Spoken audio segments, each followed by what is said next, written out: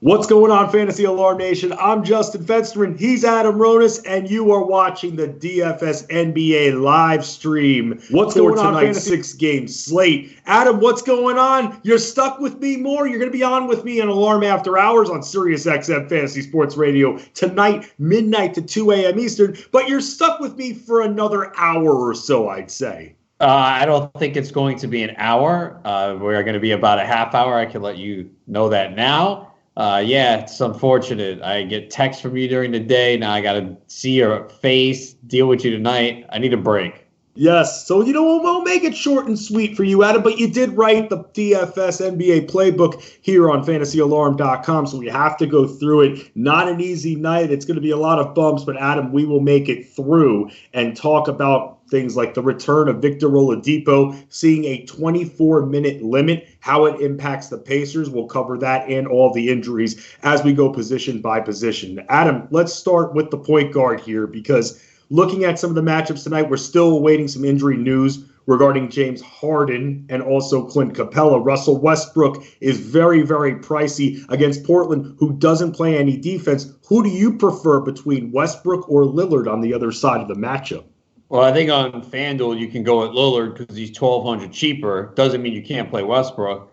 Maybe you find a way to play both in a tournament if possible. And on DraftKings, obviously, they're a lot closer. I mean, look, if James Harden is out, Russell Westbrook is clearly one of the top plays on the slate tonight. Unfortunately, we're probably not going to know that by lineup block at 7 p.m. Eastern if you're playing on FanDuel. Obviously, with DraftKings, you have the late swap. Either way, I think even if Harden plays, Westbrook has been outstanding lately, even with Harden on the court.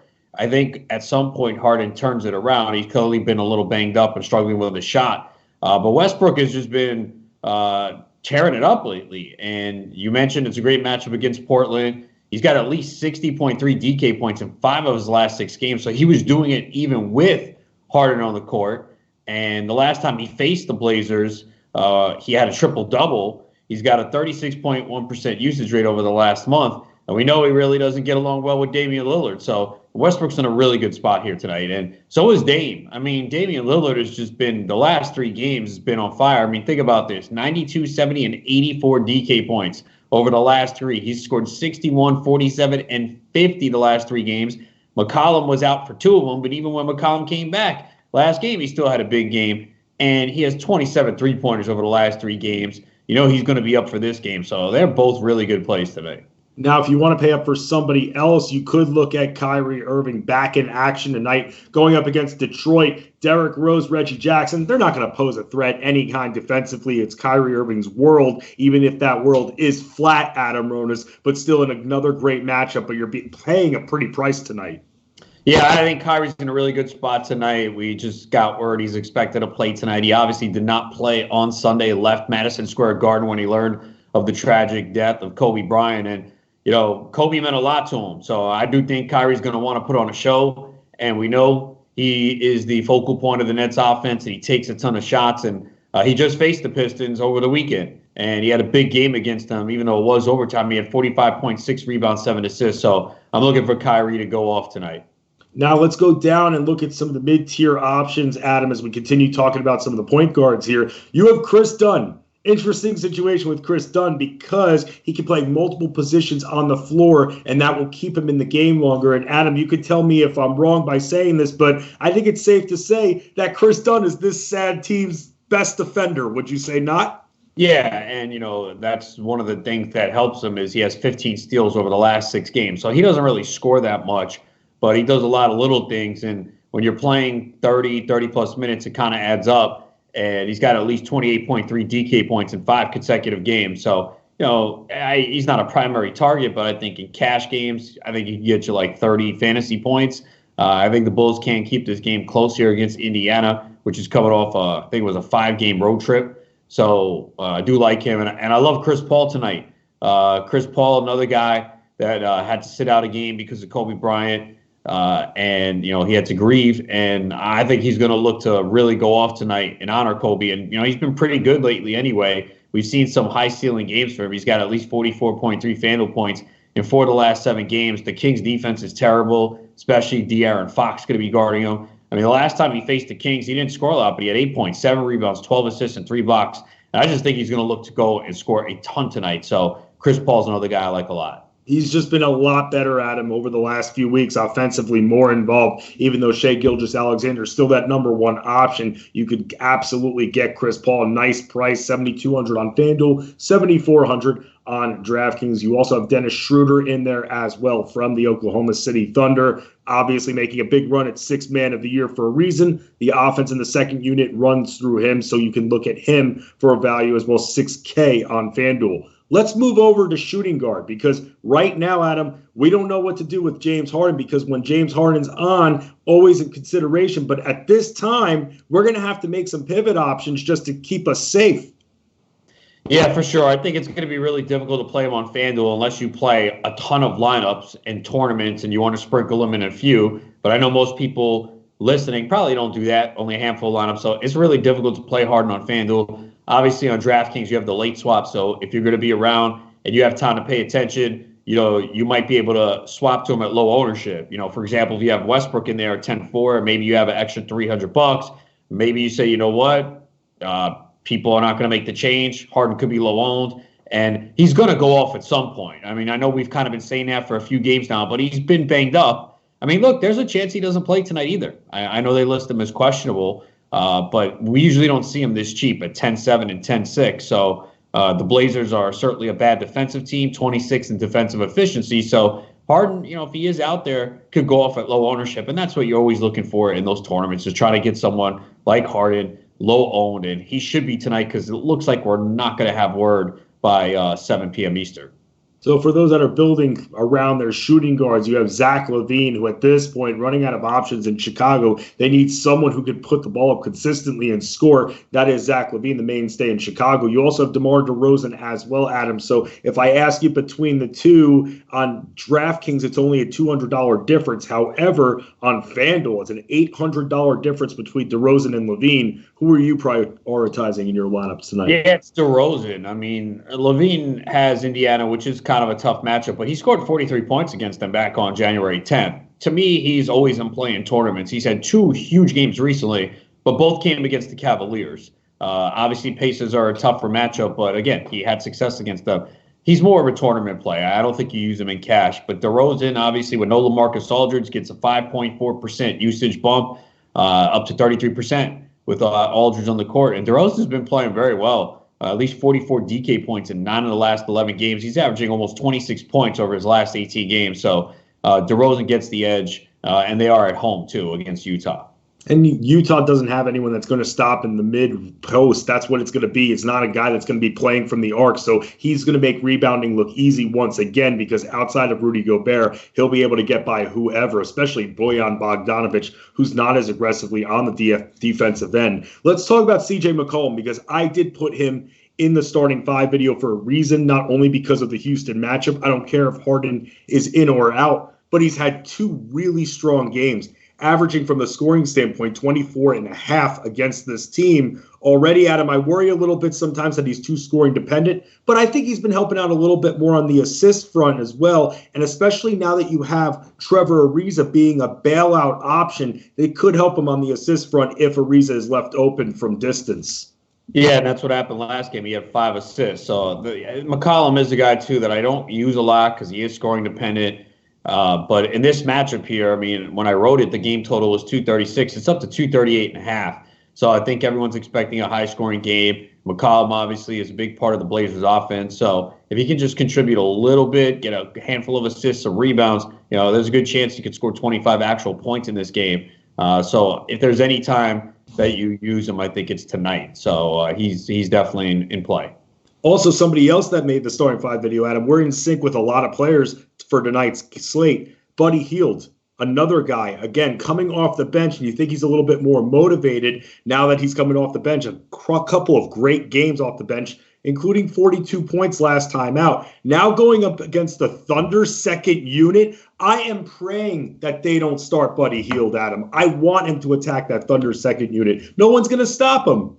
Yeah, and he's also got a huge ceiling, and that's what you're looking for in tournaments. I mean, that last game where he had the 42 points, he had 50.5 FanDuel points. It's the second time in 4 games he's topped 50 FanDuel points. And to get him at that price, that's what you're looking for in a tournament. So they are home. And yeah, it seems like he is more motivated or trying to prove something off the bench. And that could happen. You get that second unit, it's easier to get off some good looks at the basket. And that's what happened with Hield. Let's talk about some of the other middle-tier options for shooting guard. You have Dillon Brooks going up against the Knicks, which is very, very smart. Why? Because the Knicks guards can't defend, so he'll be taking a lot of shots. And now the man of the hour, Adam, Victor Oladipo, making his season debut. And from all the reports, it's looking like he's getting a 24-minute max. Doesn't necessarily mean he's going to play in 24 minutes, but that is the ceiling. On FanDuel, he's 4,000. On DraftKings, he's 6,000. So I feel like it's obvious because it's Chicago and they're all banged up that you're playing him on FanDuel. But what about DraftKings, Adam? Do we pay the $6,000 for this guy? No, I don't think you can. It's too much money. And again, 24 minutes is what they say. He could play 20. So no way you do it on DraftKings. On FanDuel, I think you can consider it. There's only 4K, so you don't need him to do too much. We haven't seen him yet, but I got to think that he's good to go. I don't think Indiana, in the position they're in the Eastern Conference, would rush him back. So I think on FanDuel, you can consider him. Let's talk about Eric Gordon for a second, Adam, because you have him in the playbook. However, with the Harden news still up in the air, I feel like this price point may be a little too risky, especially on DraftKings at 7,300, because Harden hasn't been ruled out. And I know we have the late swap. I feel like if he plays, Gordon's not hitting this value on either site according to price point. Yeah, I mean, it's just a huge bump on DraftKings, so I wouldn't play him there. I don't even love him on FanDuel. It's just that, small forward's so thin that you could maybe put him in there, but we're probably not going to have the news, so I don't think so. If we know that Harden is out, then yeah, I mean, at 6,100 on FanDuel, he's fine because he could easily get to 30, 35. I wouldn't expect what he did the other day. Remember, he did that with no Westbrook, Harden, or Capella. And I got to think, we know Westbrook's going to play, and maybe Capella and Harden could both be back. So it really depends on the status of Harden.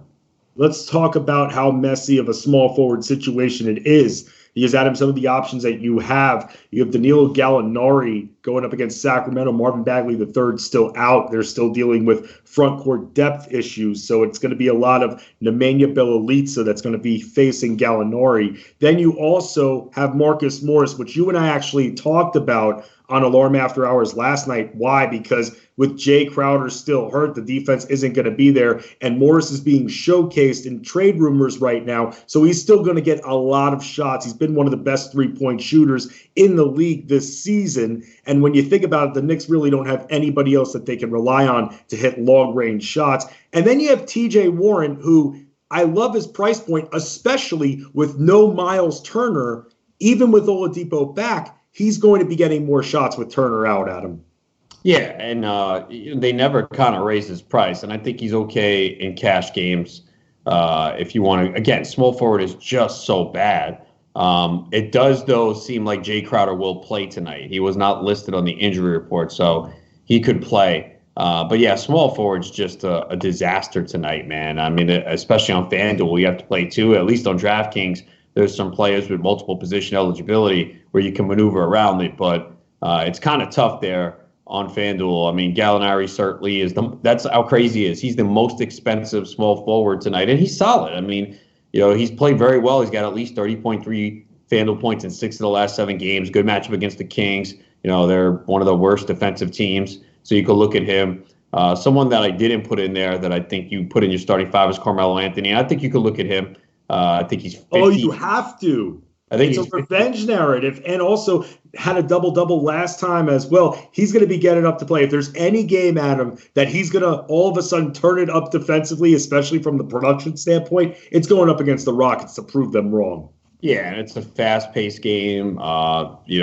Maybe a little Kobe Bryant remembrance as well. So, yeah, I think you can go with Melo there. Again, small forward's just really tough on FanDuel tonight. I mean, you put Trevor Ariza in the playbook, Adam.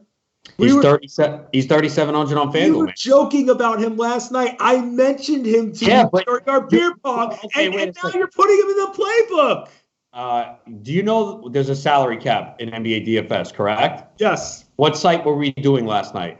We were doing DraftKings. Right. And what did I say in the write-up? he costs too much on DK, right? That's what we weren't doing FanDuel. He's going to play 30-plus minutes. He's had one good game and one awful game since he came to the Blazers, but it's a good matchup against the Rockets. And look, it's a pump play, man. When you got this small forward position, if you put him in at 3,700, it allows you to get two high-priced point guards, because to me, point guards are, we discussed several that we like tonight, and there's obviously a cheap center that you can get too. So if I think Ariza's okay at 3,700, because even if he sucks and it's a cash game and he's highly owned, it's not going to crush you. I'll say this, Adam. I think it's awesome that you put Ariza in there. I just found our conversation last night during our beer pong game on the radio very, very comical, because with Trevor Ariza, he's not a sexy guy you want to put in, but because Portland doesn't play any defense, and you mentioned, we talk about guys like Dorian Finney-Smith sometimes. It's interesting, Adam, because you also have Bojan Bogdanovic in there for the small forwards as well in the playbook. And here's the thing. When I'm looking at Ariza and Bogdanovic with the price point difference, and Bogdanovic is 5,700 and 6,000, but the reason I like Ariza is because he'll help you get those other stats. We now have to rely on Bogdanovic scoring 18 to 20 points. He's not going to get you anything else. At least you know with Ariza, because of the lack of defense in Portland, that he has potential to grab boards. Why can't he grab at least 5 to 7 boards every night in this lineup? He's going to be a minutes guzzler. I think it's funny. I just thought last night when we were looking for value for you, Trevor Ariza was brought up, and you and I were almost joking about it, and now he's sitting there in the playbook. Yeah, just because of the price. I mean, I would not play him on DraftKings at 4,900. It's just too much. But on FanDuel at 3,700, he's definitely in consideration in a weak position tonight. Yes, and we are told, Adam, that from Matt Sells, our illustrious producer, that James Harden is expected to play, Adam. So before we move on to talk about the big men, any players that we discussed that all of a sudden we should shy away from? James Harden expected to play. Is Eric Gordon essentially null and void now? Yeah, I wouldn't play him. And Clint Capella's also expected to play. So looks like they'll be at full strength. I still think Westbrook is fine. I really do. He's been doing this without Harden. He's been shooting the ball very well. And again, he's going to be motivated to go against the Lillard. They have a little bit of a rivalry there. So I think Westbrook is still fine. James Harden, Clint Capella expected to play. Up-to-date news for all of you. Let's move on to power forward here, because Domantas Sabonis. Now, Adam, I was telling you this before, that I was having trouble for the starting five picking a power forward, because I felt like from seeing, especially on DraftKings, it was essentially Domantas Sabonis or bust. I've talked to you about how you can rely on Julius Randle, but on DraftKings, 8,300 coming off a back-to-back in which he played about 38 minutes. I can't pay that price point, Adam. I just can't. Yeah, it's too much. I mean, Sabonis is in a great spot. I know he's expensive, but, I mean, he just crushes. And, you know, without Miles Turner on the court, he sees an increase in usage up to 25.3%. He's got at least 45 DK points in 3 straight games. He's coming off a triple-double. And I know that they're getting, you know, some players back. It looks like Malcolm Brogdon's going to play, and Oladipo with his 24 minutes. But I don't think it's going to affect Sabonis. And we know the Bulls are one of the worst teams at defending big. So Sabonis is definitely a really good play tonight. Also, we'll see Nemanja Bjelica. I did not put him in the starting five, but he was actually the second in command if I could convince myself not to put Carmelo Anthony in there. Bjelica just continues to get it done, Adam, all over the place when it comes to scoring and rebounding. There's really nobody else there. Now, the relationship between the Kings and Dwayne Dedmon, we'll have to see if they can come to the same page. But while that's happening, and while Marvin Bagley III and Rashawn Holmes are still banged up, Bjelica, I feel like this is a very fair price point against OKC. Yeah, and, you know, last game obviously went overtime against Minnesota, so that helped him put up those numbers. He had 20 points, 9 boards, 8 assists, 3 blocks, and 2 steals, but he can do that. He does a little bit of everything, and 7 of the last 9 games, he has at least 33.8 DK points, and, you know, he's also been playing minutes, at least 32 minutes in 8 of the last 9 games, and with Bagley and Holmes still out, it should continue at that pace.